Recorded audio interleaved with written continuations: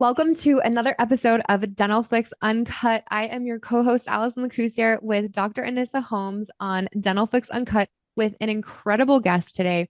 We have Sandy Pardue. Welcome to the podcast, Sandy. Oh, thank you for the introduction, and I'm excited to be here. Well, I'm excited that you're here. I'm excited to learn more about you. I've heard so many amazing things about you, and I'm excited for our audience to learn more about you too. So why don't you kick us off with kind of who you are in our dental industry and how you help? Okay, I'd be glad to do that. Well, I've been consulting for many years. I started out as an office manager in a very large practice that was very productive. And this was before the internet. So people would literally come from around the world. I'm not sure how they heard about the practice, but we did. We had people that came from Australia, New Zealand, Canada, Japan twice, just to see what was happening in this practice. And so from there, people were like, can she come to my practice? So that's how I got started in consulting. And that was like 1993. So at that time, I was doing like a day and a half seminars on, I'd do one on scheduling and then I'd do one on accounts receivable. And there'd be about 19 or 20 people in the group, but we filled them up every time. And I did that and then started going to dental meetings and writing articles. And it just kind of went from there. That Yeah, is I so see, exciting. I see Sandy, and I always say like Sandy is like the queen, right, of like front office and scheduling and of everything. And I've had the luxury and privilege of just having so many doctors experience working with Sandy and their feedback of the transformations that happen when they train with you, Sandy. And so, like, I'd love to hear a little bit more. Like, this is Dental Flicks Uncut. That's a little bit of your story, right? But I'd love to hear, maybe, with all of your years of experience, right? And I'm like, Sandy, to me, like, you're up there. You've got so much experience. Like, what has been like the biggest I guess struggles that you've seen practices go through, and by lack of knowledge, maybe, right? Right. And what has been like transformations that you've seen with them when they get knowledge? And a lot of it is really just the frameworks of what you're teaching, right? Like, so what have you seen in terms of like stories or experiences? Well, what's interesting, Anissa, is that, and you and I, we didn't talk before this. So this is just like, we're just like free flowing here. So what's really interesting, and a lot of people don't realize this, is not much has changed in all these decades. It's like the same problems that dentists have. It's the same thing. It's lack of communication. It's the phone skills. It's hiring the right people, retaining the patients and the team. It's like this has always been the issue as long as I've been in dentistry. And so what I have always tried to focus on is training. I wish more dentists saw the value in investing in their teams, going like to the Delivering Well conference, bringing their team, having them part of the Dental Flex, because this is how they're going to learn. There's no formal education beforehand, right? So I've seen, what's interesting, not just practices improve, but personalities change, and doctors call and say, you know what, I've got the worst team, Sandy. It's like, I'm not ready for any training because they're not my team. They're not the ones I want to invest in. And it's really, when it's amazing when they get the information and the opportunity to implement and do this in the practice, they're not even the same person. They improve. And the doctors, they're like, yeah, so maybe I should have done this sooner. It makes all the difference in the world. No one has ever gotten worse because they had training. Okay. No practice because they invested in it. No team member because they learned. Now, I will say, every once in a while, there'll be a team member that refuses to change, and they kind of take care of themselves, right? It's like, and they don't hang on long. Like they feel like, okay, they're not going to fit into uh, this new way of doing things, and they kind of take care of themselves. But look, that hardly ever happens. But it's usually that people are going to get better. The patients are going to benefit from this. The most important thing in every practice is the schedule. So that's why I like all the time focus on front office, because of course patients are important. But if you talk about like what else is important, right? You need to have a full schedule. Without a full schedule, nothing else matters. And there's so many components to it. And so, yes, it changes dramatically and it removes all that stress that doctors are constantly complaining about. You see it on social media all the time. They're stressed. They want to get an associate or sell their practice or get out of dentistry because they can't handle it anymore. Why not train your team? And that's what they're for. You should be doing the dentistry, right? I love that you called it out, the like immediately how doctors are like, this isn't my right team, or like I don't think they're going to be good. And something that I think is so important is we don't write rules for exceptions. And it's the exception that we have a team member that just like won't comply. Like that is the exception. And the rule is that when we train team and we invest in them, they invest back into the practice and they bring more of their best self. And I think it's so amazing to hear all the stories of, individuals like you and I who started in a dental practice, who now we're in a place where we are today because of the training and the practices that we're in our careers. And that happens so often with team members too, is they get to elevate themselves into feeling more professional or feeling more confident or just feeling happier in their lives. And so it's incredible what happens in that transformation of your team. But I would love to know. So Malcolm Gladwell says that, it takes 10 years to be a true expert at something. And so like I haven't even known you, but I know of you because of your position and your role in dentistry. And I would love to know, like, what is your secret sauce? Like what is over 10 years, however long you've been doing this, you've been able to see such a transformation of practices. You've been able to have that repetition of being able to bring practices to higher level of success. What is your secret sauce? Well, I was very fortunate to have a wonderful boss, a leader. I mean, a true leader. Mhm. So from day one, I remember now I wasn't going to work there long. My intention was just to kind of like bring my daughter to kindergarten and do something until I had another baby. And then I loved what I was doing so much. I forgot the second child. And it was because of this leader, right? Because it starts at the top. But he was very much the first day I got there, I was handed a book and it was, I'm telling you, it's 6 inches. I didn't even know they made binders that thick. And you learn everything in here and you'll be able to run this office. And so the second day I forgot it at the office and my husband said, let's go call him. And I bet he'll open the office for you to get that book. Sure enough, he did. And he encouraged learning and practicing and role playing. Okay. So I was able to have that leadership that gave me the material, right? The recipes, we like to call them in the South, right, Anissa? It's like these are the recipes on how this, or people call them systems. That's what you hear people say. So this is how we do it consistently.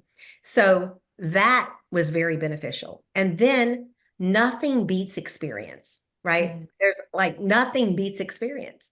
So taking the material and implementing it literally like around the country and seeing the results and taking those same systems and tweaking, because not every practice is the same, but this is how you do this. And I'll tell you something else where people make a huge mistake is they get a system and they're doing it really well. And then here comes this new employee and she's like, well, when I worked down the street, we did it like this. And now that's the new way to do it. And guess what? That doesn't work. So that new person can bring ideas and we're always interested, but learn the way it's being done now successfully, and then we'll tweak it if we need to. But taking that and duplicating it, and I've got so many success stories and as some people I still talk to after 30 years that we worked with that are, I mean, when I met one office at 575,000 a year, and now that same office is doing over $5 million. They now have 21 chairs. There's like, it's crazy to see this. And it's because they realized I've got to train my team. We have to be on the same page. Everybody has to be saying the same things. I need to have everything in writing And we never stop training. We have our team meetings, we practice, we role play. And so that's what, I'm making my videos for training, it's like there's so many pieces to scheduling. People don't understand like what makes up the schedule, because more than just putting a patient down, right? So you've got to look at that person in front of you before you give them any precious time. Are they going to pay? Are they going to come in?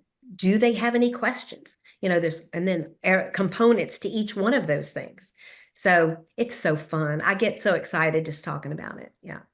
So a few thoughts based on what you're saying. Number one, and I always say this when I'm talking to doctors, I'm like, your number one role, we think is to take care of the patients, right? But the business cycle says that the doctor's number one responsibility is to take care of the team, right? Because the doctor can't schedule appointments and order supplies and file insurance. Like we can't do all of those things, right? So our number one role is actually to take care of our team, meaning invest in their training so that they can be the best at what they are. And then now we take that off of our plate. We don't have to worry. I tell doctors, I'm like, let's be real. Like, can we talk like real for a minute? And the doctors are like, yeah. I'm like, you don't know how to train your team, how to schedule, right? Like you've never done that before. Right. But like Sandy Pardue has done this for like 30 years, right? Like, wouldn't it be better if somebody who's seen everything trains your team?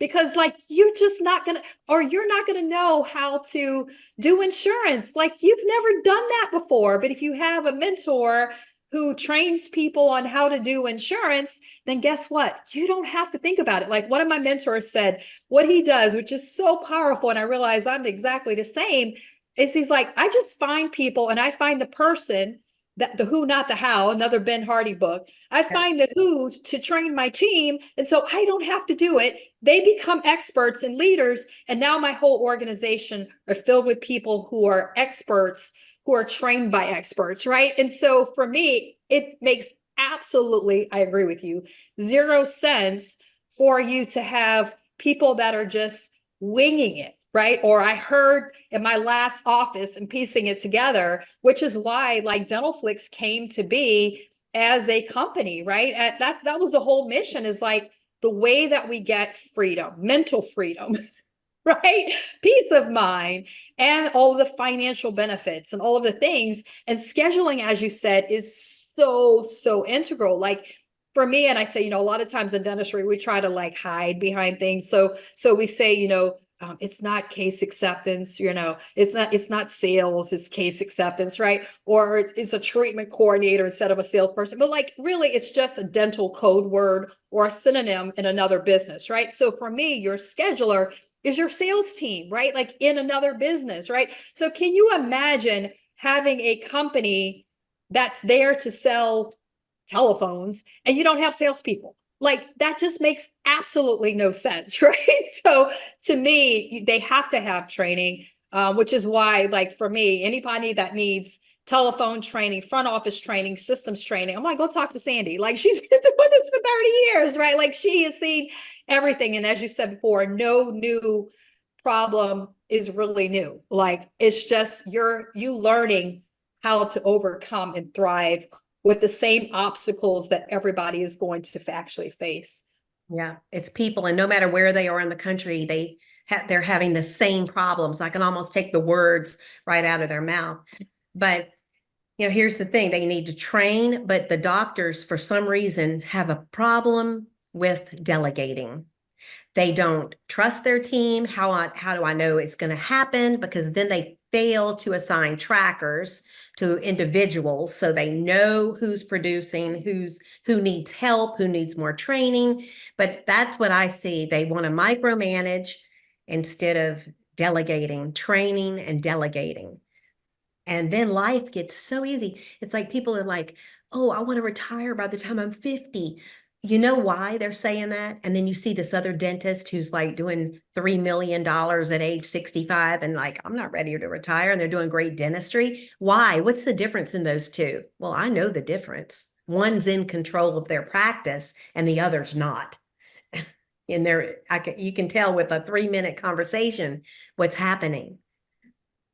This is actually like, I'm sitting here, like, as we're talking about this, and it's breaking my brain to think that not every single dentist and dental practice officially trains their team on scheduling and phone skills. Like, I'm like, wait a second. This is crazy that this is still a problem that we're facing because it makes so much sense. Like, Shocking. It's shocking to call these offices. Like my favorite thing to do, and I'm doing this right now for somebody, is I'm listening to all their phone calls. And while I'm washing dishes and listening to the phone calls, and I was like the slang, that and one girl, I'm telling you, she is so rude. It's like you just really interrupted something. Okay. It's like you interrupted something and she's like, why are you calling almost? Yeah, it's very interesting. and I mean, it's really not that hard to have somebody who is an expert in this, who has seen the proven ways and tracked and has measured this to come in and actually empower your team to do the things that you don't even as a dentist know how to teach them, exactly like Anissa said. So it's so interesting. I think we should officially change the name of the person that sits at the front desk. Like they need to be like director of happiness and success of all time. Like it's such So an when important job. I call them director of first impressions. Yes.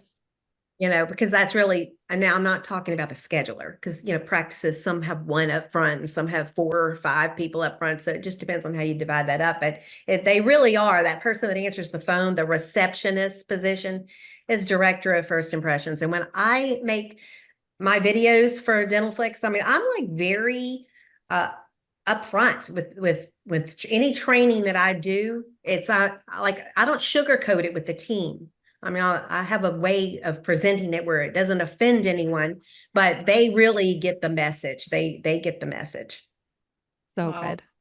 That's amazing. So I know you have a lot of training in dental flicks for teams as well, but you also have workshops, right? Where Uh-huh. doctors can come in or come in with their teams or their team members can come in. I'd love for you to share a little bit about that because we really want to make sure that, as dental professionals, we're helping people to be able to get where they want to go as fast as possible. So if people are looking for external training, in-person training, how is that possible with you?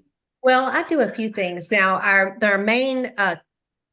Our main company, our program is consulting, and then I also do workshops. So I have these scheduling academies that we recently rebranded to Front Desk Pro. And now I'm coming out with one called Office Management Pro. So this year, at the end of the year, there'll be Office Management Pro and Front Desk Pro, which are live seminars. And it's a full day. They couldn't take more than a day. And there's no other speaker. It's me. And I'm like laying it out. I mean, they go home with flip charts. I was thinking I might have one right here where with all the verbal skills, and the course pack is 175 pages. And so they get a lot of material and training. So yeah, I do those. And tell me more about the consulting. What are you helping with the consulting? A consulting, we have a 1-year program and I have a 6-month program, but the 1 year, they need time with consulting. So it's very intense that we cover 42 different systems.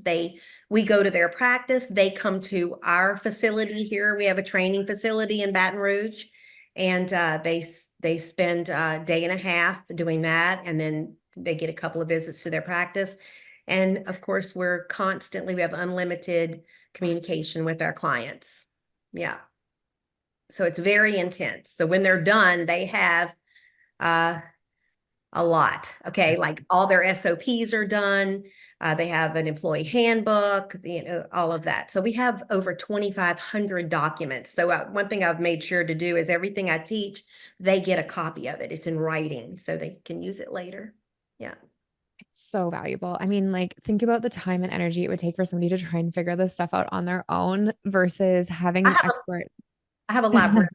That's her main job. It's like if everything I think or get an idea and she creates it. It's like she types it up for me and I proofread it and we get it. We never stop working on that ever. No, it's so valuable. Well, I just want to honor you and thank you for all of the work that you've done in our industry. I can imagine the impact that you've made in people's lives, in practices, in individuals' lives. And this is such a skill that I think that we need to really prioritize to have a successful business, and to have an expert like you with the experience and the background that you have, like the industry is just lucky to have you. Thank you. I certainly enjoy it. Yes. Awesome. Well, guys, thank you so much for listening to another episode of the Dental Flicks Uncut podcast. Sandy, always great to chat with you. You are a pioneer and really helping so many practices. And I'm just grateful to know you as a friend as well. But again, thank you so much, everyone, for listening. And we'll see you in the next episode of Dental Flicks Uncut. Well, thank you. You've just unlocked valuable insights with Dental Flicks Uncut. But there's more. Dental Flicks is not just a podcast. It's a thriving community, a hub of knowledge, and the #1 online streaming CE platform in dentistry. With just a few clicks, you can start exploring a wealth of resources, including in-depth training on leadership, case acceptance, scheduling, hiring, weekly marketing calls, insightful gap assessments, and scorecards, all designed to help you master what you discovered today and propel you further on your path to dental excellence. Head to dentalflix.com to get started for free and embark on your journey towards mastery. Thanks for tuning in to Dental Flicks Uncut. See you next time.